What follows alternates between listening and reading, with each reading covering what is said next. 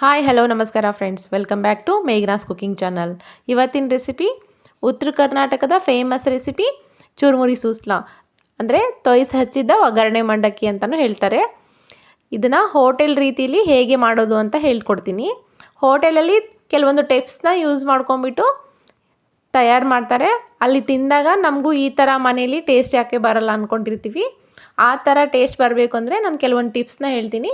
ಆ ಟಿಪ್ಸ್ನ ಫಾಲೋ ಮಾಡಿ ನಿಮಗೂ ಸೇಮ್ ಹೋಟೆಲ್ ರೀತಿ ರುಚಿ ಕೊಡುತ್ತೆ. ಹಾಗಿದ್ರೆ ತಡ ಯಾಕೆ, ಈ ರೆಸಿಪಿನ ಶುರು ಮಾಡೋಣ. ಈ ವಿಡಿಯೋನ ಎಲ್ಲೂ ಸ್ಕಿಪ್ ಮಾಡದೆ ಕೊನೆ ತನಕ ನೋಡಿ. ಟಿಪ್ಸ್ನ ಯಾವ ಥರ ಯೂಸ್ ಮಾಡಿದ್ದೀನಿ, ಹಾಗೆ ಹೇಗೆ ವರ್ಕ್ ಆಗುತ್ತೆ ಅಂತ ನಿಮಗೂ ಗೊತ್ತಾಗುತ್ತೆ. ಹಾಗಿದ್ರೆ ಇದನ್ನು ಮಾಡೋ ವಿಧಾನ ನೋಡ್ಕೊಂಬರೋಣ ಬನ್ನಿ. ಮೊದಲಿಗೆ ಒಂದು ಬಾಣಲೆ ತೊಗೊಂಡು ಸ್ಟವ್ ಆನ್ ಮಾಡಿ ಬಾಣಲೆನ ಬಿಸಿಗಿಡ್ತಾ ಇದ್ದೀನಿ. ಬಾಣಲೆ ಬಿಸಿ ಆದ ನಂತರ 4ರಿಂದ 5 ಟೇಬಲ್ ಸ್ಪೂನಷ್ಟು ಅಡುಗೆ ಎಣ್ಣೆನ ಹಾಕಬೇಕು. ಎಣ್ಣೆ ಬಿಸಿ ಆದಮೇಲೆ 4 ಟೇಬಲ್ ಸ್ಪೂನಷ್ಟು ಶೇಂಗಾನ ಹಾಕ್ಬಿಟ್ಟು ಗ್ಯಾಸ್ನ ಮೀಡಿಯಮ್ ಲೋ ಫ್ಲೇಮಲ್ಲಿ ಇಟ್ಕೊಂಡು ಚೆನ್ನಾಗಿ ಫ್ರೈ ಮಾಡಬೇಕು. ಲೈಟಾಗಿ ಬ್ರೌನ್ ಕಲರ್ ಬರಬೇಕು.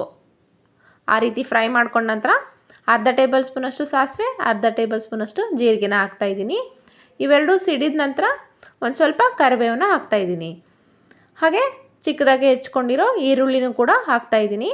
ಈ ಚುರುಮುರಿ ಸೂಸ್ಲಕ್ಕೆ ಈರುಳ್ಳಿ ಜಾಸ್ತಿ ಆದರೆ ಟೇಸ್ಟು ತುಂಬಾ ಚೆನ್ನಾಗಿ ಬರುತ್ತೆ. ನೀವು ಜಾಸ್ತಿ ಕ್ವಾಂಟಿಟಿಲಿ ಮಾಡ್ಕೊಳೋದಾದರೆ ಈರುಳ್ಳಿನ ಜಾಸ್ತಿನೇ ಹಾಕ್ಕೊಂಡ್ರೆ ಸೂಪರಾಗಿ ಬರುತ್ತೆ.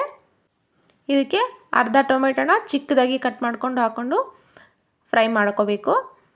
ಇಲ್ಲಿ ಮೆಣಸಿಕಾಯಿನ ನಾನು 4 ಯೂಸ್ ಮಾಡ್ತಾಯಿದ್ದೀನಿ.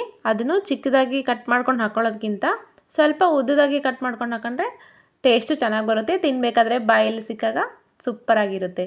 ಇದಕ್ಕೆ ಮೇನ್ ಟ್ರಿಕ್ಸ್ ಏನಪ್ಪ ಅಂದರೆ ಹುಣಸೆಹಣ್ಣಿನ ರಸನೇ 1.5 ಟೇಬಲ್ ಸ್ಪೂನಷ್ಟು ಹಾಕ್ತಾಯಿದ್ದೀನಿ. ಹಾಗೆ ಸ್ವಲ್ಪ ರುಚಿಗೆ ಅಂತ ಬೆಲ್ಲ ಕೂಡ ಹಾಕ್ತಾಯಿದ್ದೀನಿ. ಇದನ್ನು ಚೆನ್ನಾಗಿ ಫ್ರೈ ಮಾಡ್ಕೋಬೇಕು.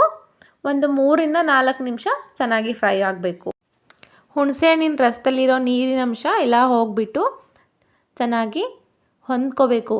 ಈರುಳ್ಳಿ ಟೊಮೆಟೊ ಜೊತೆ ಹೊಂದ್ಕೋಬೇಕು.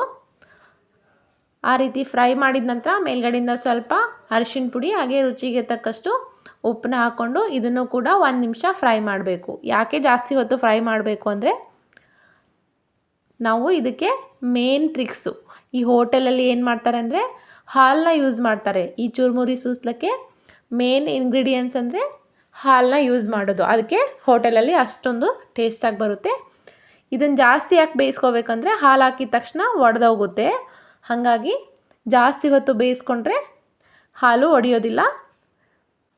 ಒಗ್ಗರಣೆ ಎಲ್ಲ ಚೆನ್ನಾಗಿ ಬೆಂದ ನಂತರನೇ 2 ಟೇಬಲ್ ಸ್ಪೂನಷ್ಟು ಹಾಲನ್ನ ಬೇರೆಸ್ಕೊತಾ ಇದ್ದೀನಿ. ಇದನ್ನು ಒಂದು ಅರ್ಧ ನಿಮಿಷ ಫ್ರೈ ಮಾಡ್ಕೊಂಬಿಟ್ಟು ಗ್ಯಾಸ್ನ ಆಫ್ ಮಾಡ್ಕೊಳ್ಳೋಣ.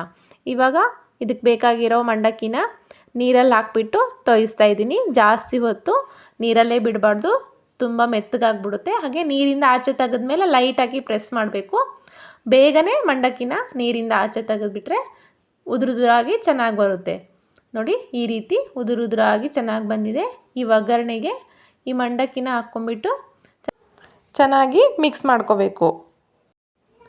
ಉತ್ತರ ಕರ್ನಾಟಕದ ಈ ಫೇಮಸ್ ಚುರುಮುರಿ ಸೂಸ್ಲಾ ನಿಮಗೂ ಇಷ್ಟವಾದರೆ ಟ್ರೈ ಮಾಡಿ ಟೇಸ್ಟ್ ನೋಡಿ.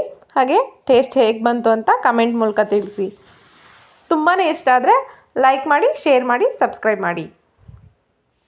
ನೋಡಿ, ಈ ರೀತಿ ಚೆನ್ನಾಗಿ ಮಿಕ್ಸ್ ಮಾಡ್ಕೊಂಬಿಟ್ಟು ಇದಕ್ಕೆ ಮೇಲ್ಗಡೆಯಿಂದ ಪುಟಾಣಿ ಹಿಟ್ಟು ಅಂದರೆ ಕಡಲೆ ಪಪ್ಪು ಇರುತ್ತಲ್ಲ ಅದನ್ನ ಹಿಟ್ಟು ಮಾಡ್ಕೊಂಬಿಟ್ಟು ಇದಕ್ಕೆ ಮೇಲ್ಗಡೆಯಿಂದ ಹಾಕಿ ಮತ್ತೆ ಕಲಿಸ್ಬೇಕು. ಈ ಚುರುಮುರಿ ಸೂಸ್ಲಕ್ಕೆ ಜಾಸ್ತಿನೇ ಹಿಟ್ಟು ಹಾಕ್ಕೊಳ್ಳೋದ್ರಿಂದ ಟೇಸ್ಟು ಅಲ್ಟಿಮೇಟಾಗಿರುತ್ತೆ. ಕೊನೆಯದಾಗಿ ಈ ರೀತಿ ಚುರುಮುರಿ ಸೂಸ್ಲಾ ರೆಡಿಯಾಗುತ್ತೆ. ವಿಡಿಯೋನ ಎಲ್ಲೂ ಸ್ಕಿಪ್ ಮಾಡದೆ ಕೊನೆ ತನಕ ನೋಡಿದ್ದಕ್ಕೆ ಧನ್ಯವಾದಗಳು. ಈ ವಿಡಿಯೋ ನಿಮಗೂ ಇಷ್ಟ ಆಗಿದೆ ಅನ್ಕೋತೀನಿ. ಇನ್ನೂ ಈ ಥರದ ಹೊಸ ವಿಡಿಯೋಗಳಿಗಾಗಿ ಕಮೆಂಟ್ ಮೂಲಕ ತಿಳಿಸಿ. ಸದಾ ನಮ್ಮ ಚಾನಲ್ನ ವಾಚ್ ಮಾಡ್ತಾಯಿರಿ, ಹೀಗೆ ಸಪೋರ್ಟ್ ಮಾಡ್ತಾಯಿರಿ. Thanks for watching. Keep watching. ಧನ್ಯವಾದಗಳು.